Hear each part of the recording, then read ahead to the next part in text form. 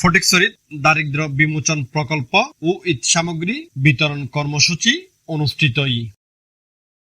আমাদের নবগঠিত কার্যকরী পরিষদের সদস্য মাসর 28 তারিখ বিয়েলে ফটিকছড়ি উপজেলার ধর্মপুর ইউনিয়নের কমিটিহাট এলাকায় নবপ্রত্যয়ের উদ্যোগে এই কর্মসূচি অনুষ্ঠিত।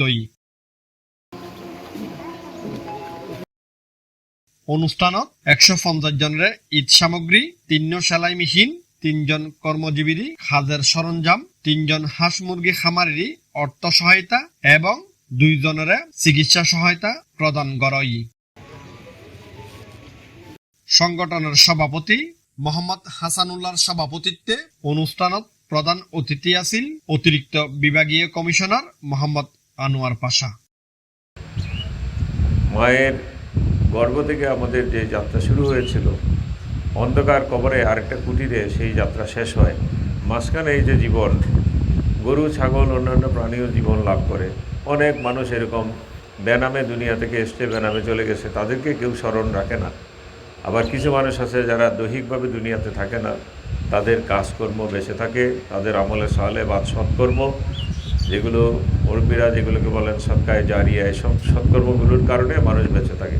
তো নবপ্রত্যয় এটাই তারা যে মহৎ কাজগুলো করেন। আমি এখানে তো আমার প্রশাসনিক পরিচয় দিয়ে আসি নাই। প্রশাসনিক পরিচয় আমি 4-5টা দায়িত্ব পালন করি। আমার এলাকায় যখন আমি আসি, তারা আমাদের পরের প্রজন্ম, এখানে যারা আছে, এই যে সবুজ রঙের টিয়া পাখি রঙের আজকে বিশেষ পোশাক পরে যারা আছে, তারা আমাদের পরের প্রজন্ম এবং তৃতীয় প্রজন্ম আছে, তাদের চেয়ে আরও ছোটরাও আছে যারা স্কুলে পড়ে।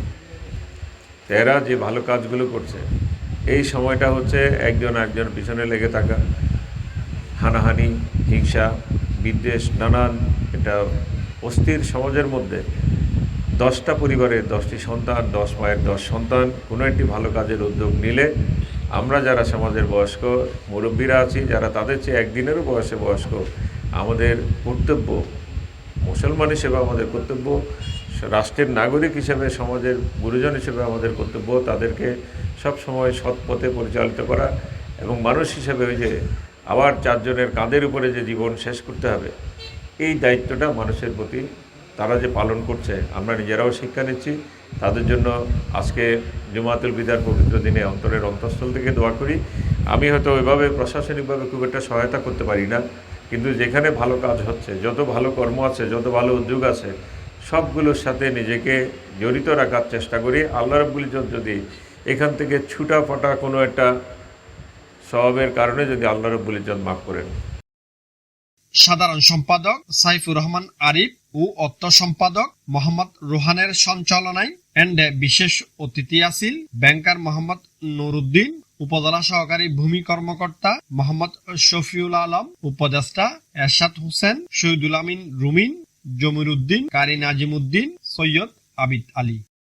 এই কাজগুলো আসলে আমার প্রতিষ্ঠানকে এবং আমাকে উৎসাহিত হতে একটা জিনিস বলবো, এখানে যারা কাজ করেন এই সংগঠনে সবাই হচ্ছে সমাজের কর্মী, সেবক।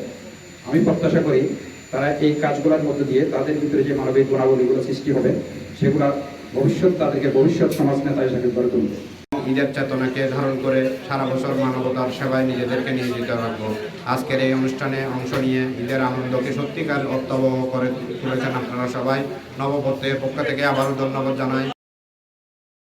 ইমরান হোসেন রাব্বির কোরআন তেলাওয়াতের মধ্য দিয়ে শুরু অন্য অনুষ্ঠানত স্বাগত বক্তব্য রাখি সিনিয়র সহসভাপতি সাদ্দাতুল ইসলাম।